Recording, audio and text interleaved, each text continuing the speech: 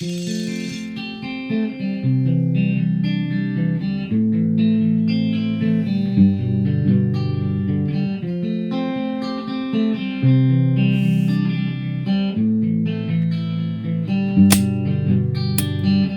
want to give a huge thank you to Piasol Armory in Alton, Illinois for always allowing us to film there at their shooting range.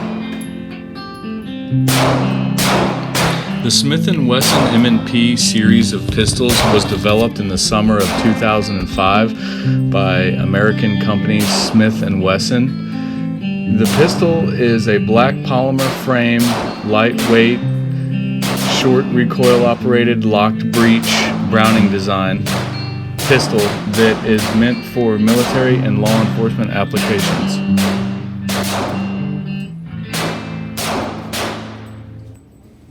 The M&P series of pistols can be purchased in 6 different caliber choices: 22 LR, 380 ACP, 9x19 millimeter parabellum, 40 Smith & Wesson, 357 SIG, and 45 ACP. These pistols can also be purchased in anything from a full-size frame all the way down to a subcompact or the Shield models. Usually I don't prefer to shoot 40 caliber at the range just because 9mm is so much more cost effective to shoot. It's much cheaper and I have a lot more pistols in that caliber. But I definitely have to say that this gun makes me want to shoot more 40 caliber. It handles the 40 Smith & Wesson cartridge very well. And it does have a very nice grip that is pretty smooth. It really puts your hand up high onto the bore axis and it makes it very comfortable to shoot. There's very little muzzle rise as I perform this quadruple tap. Here, I'm gonna go for the bottom right. Whenever you're ready. And here's some footage of my friend shooting it one-handed. And a lot of times, typically, you would think that the 40 Smith & Wesson cartridge itself is kind of snappy, kind of flippy. But like I said, this gun really does handle it well. And the gun community was very excited when this pistol first came out in 2005 because it's something that's kind of built on the same architecture as a Glock, with it being black polymer striker fired. But you've got a better grip angle, better overall ergonomics, what I believe is a better trigger, if not pretty much the same type of trigger. It's just hinged. But the big deal is, for a little bit cheaper amount of money, you get way better sights. And right here I wanted to test the accuracy. Be shooting at the female target's head. This is at 7 yards. I believe that the pistol is very accurate. I don't have a ransom rest, but I would like to put it in a ransom rest at some point in time just to test the overall mechanical accuracy of it. I'm sure it shoots much better than I can. I'm just testing the accuracy just by standing, just using my hands. I'm not using any kind of stop or any kind of rest to rest my wrists on or anything. This is just all just shooting offhand. You can see some of these shots I've kind of pulled or jerked the trigger a little bit.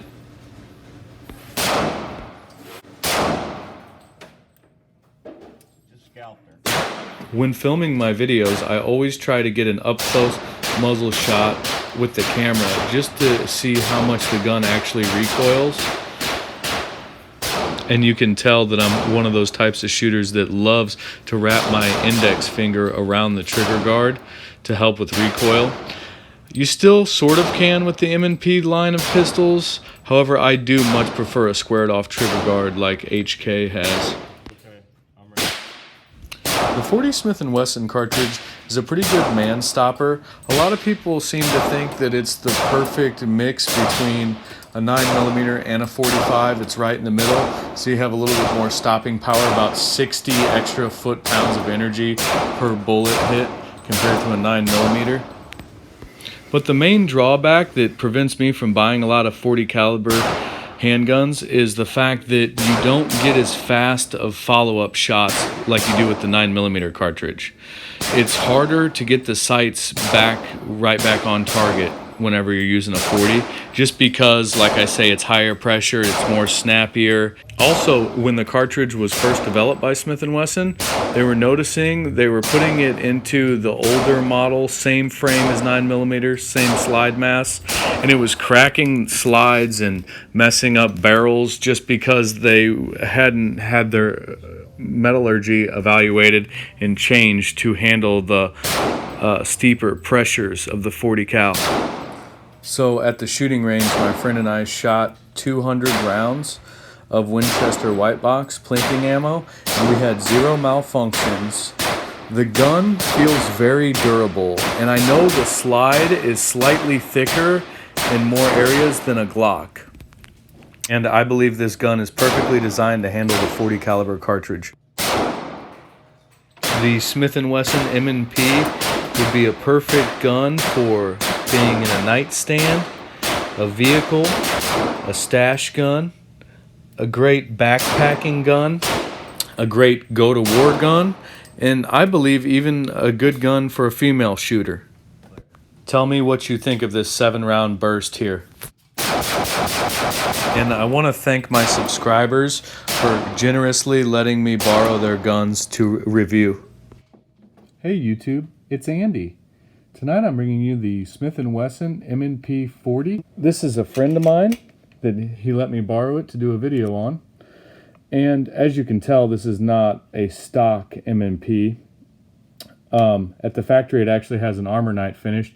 He wanted to do a little bit of customization, so he removed the Armor Night finish using vinegar, and I believe he cleaned it with alcohol, and then he did a polishing job. He started off with 400 grit sandpaper and worked his way up to very fine grit sandpaper, and then he used a Dremel and a buffer pad to polish it all, and I think it looks really nice. He also put these custom True Glow fiber optic front sight is green and the rear is orange. I really like that sight picture. Also, he put a custom rear back plate with a pit bull on it. Looks really mean. So the ergonomics of the Smith & Wesson M&P series are really good. You have these interchangeable back straps here that you can remove with a little button on the inside. You can put a larger palm swell on there. The newer versions, the 2.0, have a little bit more of an abrasive sandpaper type stippling to them. It really grips good. This is pretty smooth, and as I've said before, it kind of reminds me of rhino skin. But it's also got it right here, which I like. That's a nice touch. The pistol ships with 2 magazines from the factory. I feel like these are very good quality magazines that hold 15 rounds. The only downside of these magazines is once they're almost fully loaded, they actually rattle. I put all 15 rounds in there and it still rattled. The magazine well is flared and beveled, which makes it pretty fast on the reloads. The mags go in there very well. As I've said before, this grip angle of, I believe it's like 14 degrees or 18 degrees or something, is a lot better than a Glock in my opinion, because it's very pointable. Wherever you draw and point your index finger, that's where the bullet lands. I've always loved just the traditional grip angles. It makes it great for as you draw out of your holster, it's like you're already pointed directly at the target. And the fact that the grip is undercut so well right here, it really allows you to get your hand up high. And some folks will say that it allows for better recoil mitigation. This actually is easier to release the slide using this slide release than the shield. The shields was really hard to actuate. This one is much easier to push down on. I don't know if that wears in over time and becomes easier. It does not have a squared off trigger guard like I prefer. It's angled and then rounded off. So when you are wrapping your index finger around it, it tends to slide down and you kind of lose it. I would have much rather preferred that to be squared off. To mention, it does not have a lanyard loop area. It does have a full-length Picatinny rail on it for lights, lasers, and other accessories. This makes it great for a nightstand gun, something to keep in the nightstand for home defense. I like that on all my home defense pistols, be flashlight capable. Another great thing is that it has a steel guide rod. I always like to have steel, a little bit of extra weight up front when I can. Prefer that. Also, the pistol is muzzle touch-off capable because the guide rod and the end of the barrel are completely flat and flush. Therefore, as you push it up against something, you can still pull the trigger. This trigger is actually pretty decent. It is the same trigger pull every time, just like every striker fired pistol. It has a little bit of sponginess and very little take up really. It's to the wall now. And you can notice right here there's a little bit of over travel nub there. So I'd say it's pretty stiff here, maybe 6 pounds or so. You keep going, very little stacking, and then it's very crisp of a break. It feels like the firing pin really hits the primer hard. And then here's the reset. There's a good spring tension there, so it kind of pushes the trigger back. And that's a pretty short reset with very little take up, and you're back on there, on the wall there. Yeah, it's actually a very fast trigger. You could see that I shot 7 rounds in like 1.5 seconds. I do like these fish scale serrations. They're grippy. They're more grippier than your traditional just grooves. I do, however, wish that they extended longer. Like maybe this symbol was like in here somewhere or in a different spot, and this whole thing was these, just for it gives you more of a chance to better rack it. The extractor's pretty thick. Like I said, I didn't have any problems extracting any rounds on this. It does come with a witness window, so you can see some brass in there whenever you chamber a round. It's great for safety because there's no loaded chamber indicator. I like how the pistol's done. Oh, and it is ambidextrous as far as the slide release. You can actuate it from either side, and the magazine release is swappable too. You're able to swap it to the other side. So this would be a good left-handed option for somebody who's left-handed. One benefit of buying an American-made Smith & Wesson pistol is it has a transferable lifetime warranty. There's been some of these pistols that have been used by police agencies for like 6-7 years, and then they're sent back to the factory, and Smith & Wesson repairs them for free. And like I said, that is transferable. The pistol comes apart fairly easy. It's easy to field strip. All you have to do is pull the slide back, engage the slide stop, and then you're going to rotate this lever down. You release the lever right here when you have to pull the trigger, and it just slides off the rails after that. Very nicely done bottom frame here, polymer frame. Here's the guide rails right here, just small, kind of like a Glock. They are steel, reinforced by polymer. This model can be purchased with a safety. There's a flip-up safety here, like a 1911 style. Right here you have a full-length steel guide rod and flat wound recoil spring. It has a lot of tension on it. It's great for the .40 caliber pressure. Barrel is very nice here.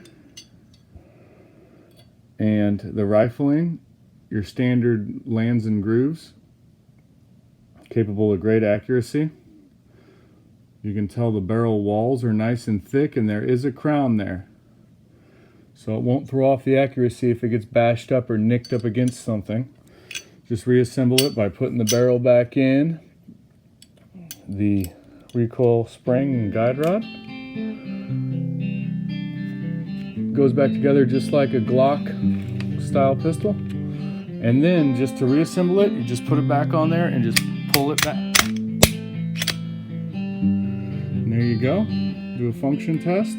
There is a very large plethora of aftermarket accessories available. The Smith & Wesson series of pistols is a great all-around firearm. It checks all the boxes for me for a combat weapon, a duty weapon. It's accurate, it's very reliable, it shoots well, it points well, the recoil is decent on it, and it gets back on target fairly fast. It's slimline, it's very rugged and easy to use. Thank you guys so much for watching my videos, liking, sharing, and subscribing. Keep it up, guys, and we'll see you next time.